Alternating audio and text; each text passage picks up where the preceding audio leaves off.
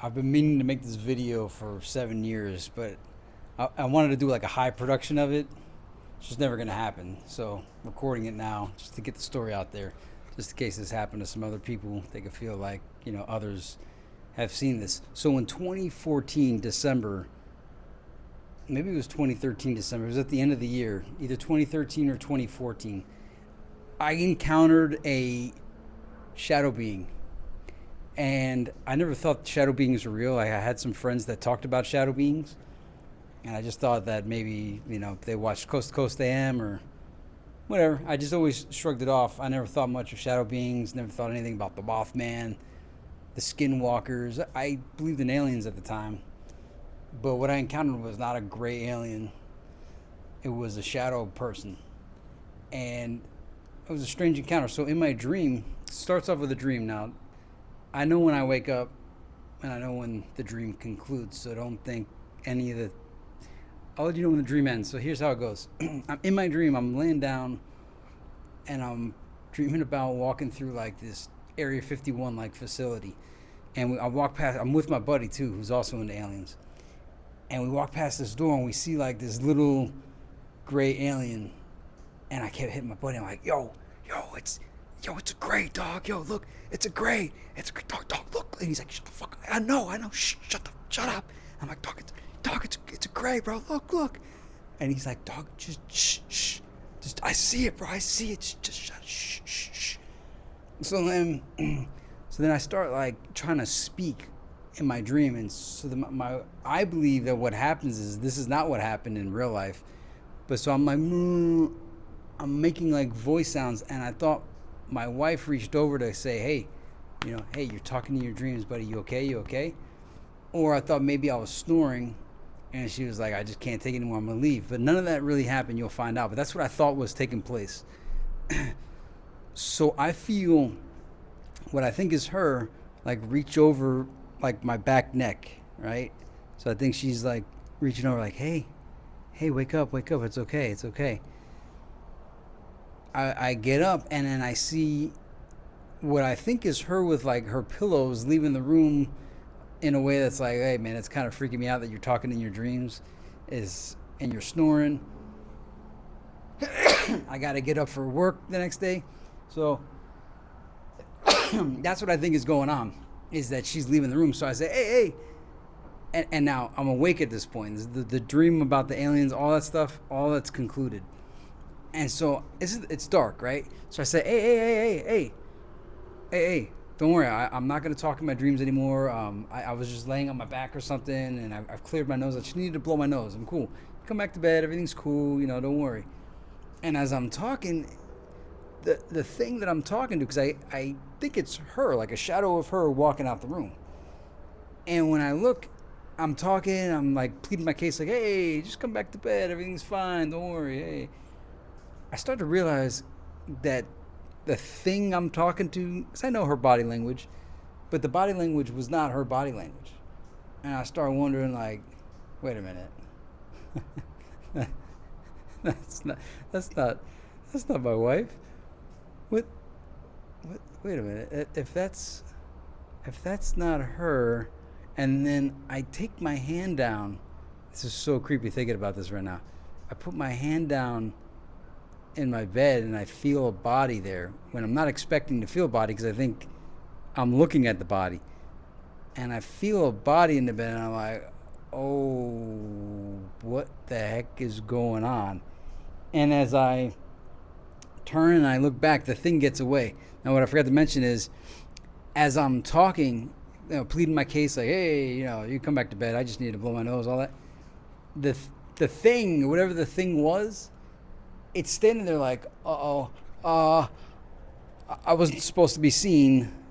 This wasn't supposed to happen. I'm not really trained on what to do here. And it's like, he's like kind of going, I need to get out of here. And so I'm like, that's not what she does.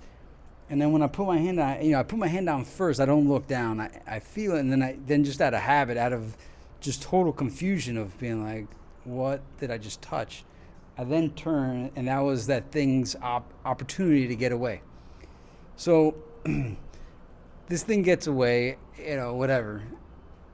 I'm sitting there now like, wait a minute. What just took place? What just took place? I was having an awesome dream, first off. I thought it was her reaching over, and it was that thing reaching over my neck, like my back. It's like, I'm like, what? As I think about it now, I'm like, what was that thing doing to me? It's like reaching over, like, kind of like Alien, in the movie Alien, Sigourney Weaver, that the big alien's like drooling and like right at her near. It was like something like that. I don't know what the thing was doing to me, or why it was that close to me, why it was doing it. Because I thought it was, dude, the presence of it was so real that I thought it was her. You see what I'm saying? So that part was weird. Then I talked to it for a good 2 paragraphs to try to get to come back to bed. Thank God it didn't come back to bed. And then it's gone. Wake up my poor wife and explain to her everything that just happened. And that's in the middle of the night. That's not the thing you want to hear. And then the next day, the whole week after, I have this cold. It's the common cold. I get a cold out of the deal. So this thing gave me a cold. I started wondering about the song by Metallica, The Sandman. I wonder if this thing is the Sandman, Enter the Sandman. Like, was that the Sandman before it was called the Shadow Being? Was what we call the Sandman? Is that who that was? And so I ended up getting a cold, like the common cold. I'm sick for about a week. And so being sick all week didn't really allow me time to really think about what I had encountered.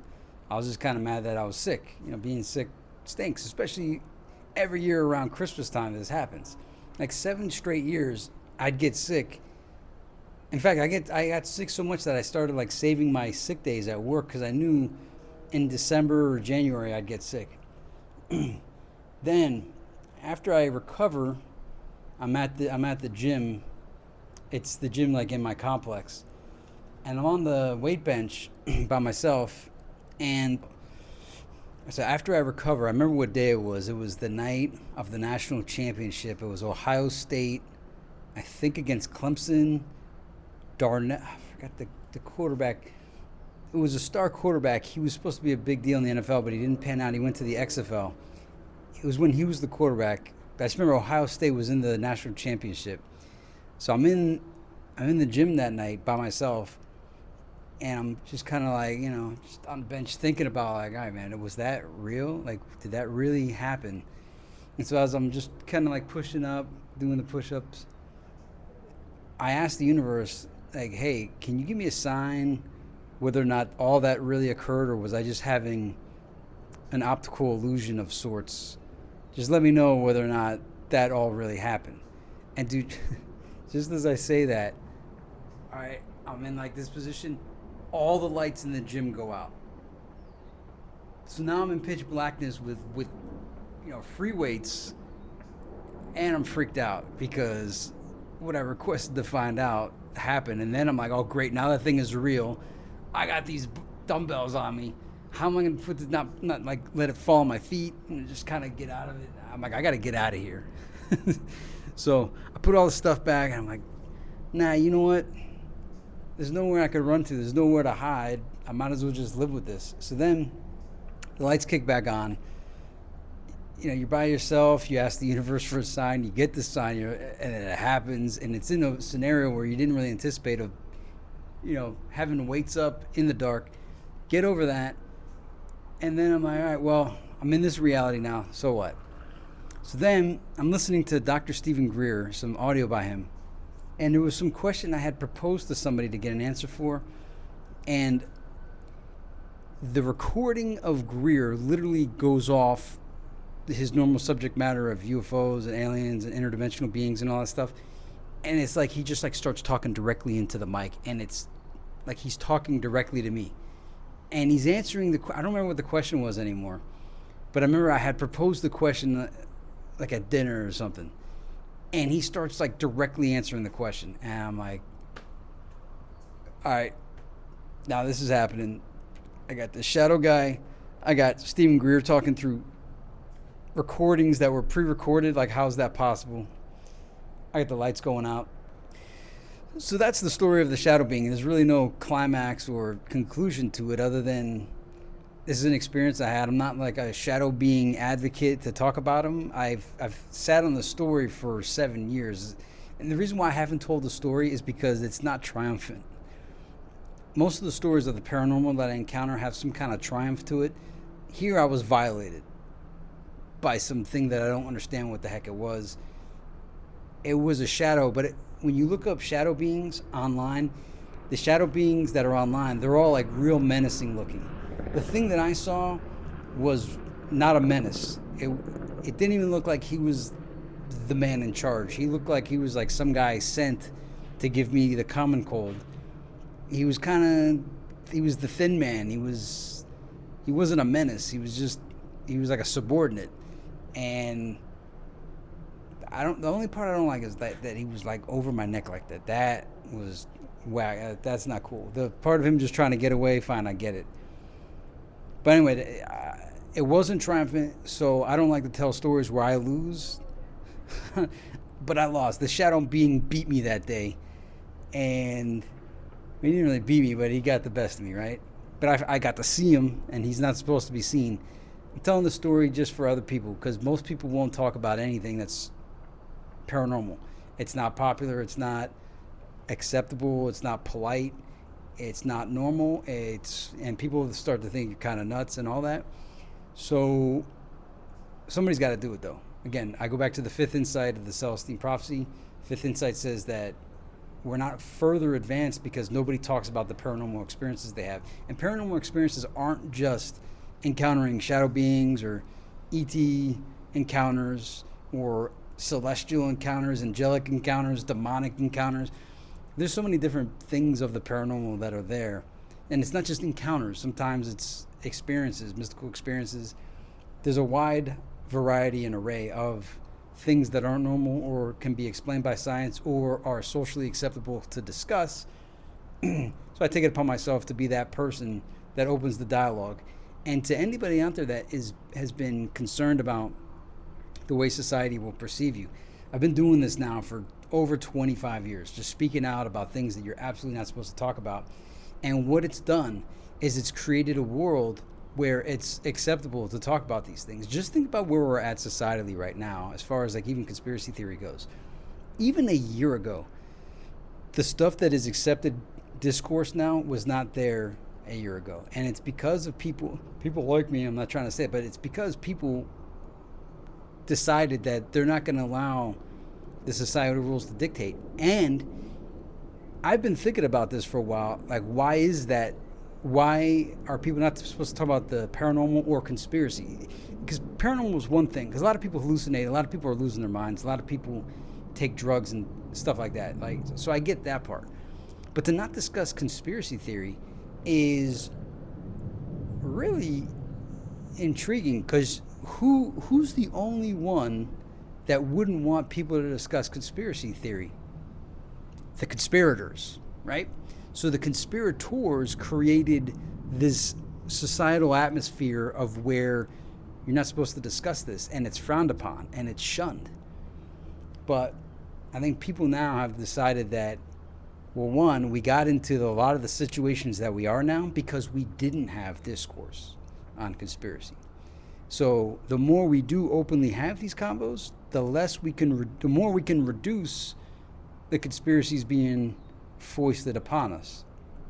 But conspiracies aside, the paranormal is even more important to discuss, especially for people's mental health. A lot of people can't talk to anybody about this stuff. I really don't care. I tell everybody about this stuff. And so I don't live with this gigantic guilt. And so I don't live with like a gigantic burden of thinking that I'm knowing these things and nobody else knows about it, or I'm alone in the process. I talk to anybody that will hear it out. Some people just can't handle it, but you'd be surprised if you do discuss these things. You know, if you have confidants, or even if you meet you should try it like this. If you meet someone that you've never met before and you'll never see them ever again, have the convo with them just to see how it goes, because since there's no consequence there. But I could almost bet that in the comments there's going to be at least one other person that's going to say, Yeah, man. I encountered the shadow being too, like 10 years ago. I never told anybody about it. And here I am. Here's what happened. Now, imagine if people had been doing that all along. We'd have all these data points of people encountering some kind of shadow being. And apparently, if the Sandman is the same thing, you know. So people keeping silent and keeping things to themselves is not advantageous to all of us. Clearly, there's more to the world than we've been told. Like, a lot more. Like, holy cow, there's so much more. I mean, there's the existence that we can look at out here, but there's a whole other existence underneath our feet, a whole existence in the sky, but then a whole microscopic existence, and then a whole invisible electromagnetic, ultraviolet, infrared existence, and then other things that we don't even know about yet, that we don't have the equipment, tools to detect. Anyway, I think you get the idea. So if you encountered a shadow being, this video is for you. I don't use drugs. I wasn't hallucinating. I did just get out of sleep. And I'll say this though, maybe in a case, I've entertained the idea that it was an optical illusion, but the thing is, I felt something over my neck. Like, that was real. I saw something in my room. That was real. I got a cold. I was sick for a week. That was real. I was in the gym by myself, asked the universe to give me a sign whether or not I really did encounter that a week before. The lights went out in the gym right when I asked the question. So all that happened. Not only that, you could see that there are people online drawing pictures of these menacing shadow people. Thank God I didn't encounter the menacing ones. And the other part is, now there was one time, this was recent, like this year, a couple months ago, we did a 8-hour, 9-hour marathon on my other channel, Beyond the Harmony. And after the 8 to 9 hours, we finished off. I go in my kitchen to get a drink or even a snack to go to bed. And I swore I saw this cockroach, but it wasn't like a normal cockroach, palmetto bug, Florida cockroaches, the bugs. But it was like one of the ones that when they're in the house for a while, their like legs get all like they're not perfect insect legs. They just get like floppy. And I saw it like scurry away, but I couldn't find it. But I literally saw something, and I was like, oh man, I just did 8 hours after working 8 hours, so like I'm delirious. That may have been an optical illusion. Shadow dude, I wish was an optical illusion. So, I don't know what it was. Anybody that's had these encounters, put it in the comments below, and do yourself a favor and start talking to people about it, because why keep it all to yourself? Read the 5th Insight of the Celestine Prophecy. Check, I made 2 videos on it. One is a recap of it, and the second is me talking about the message of the mystics. See you later.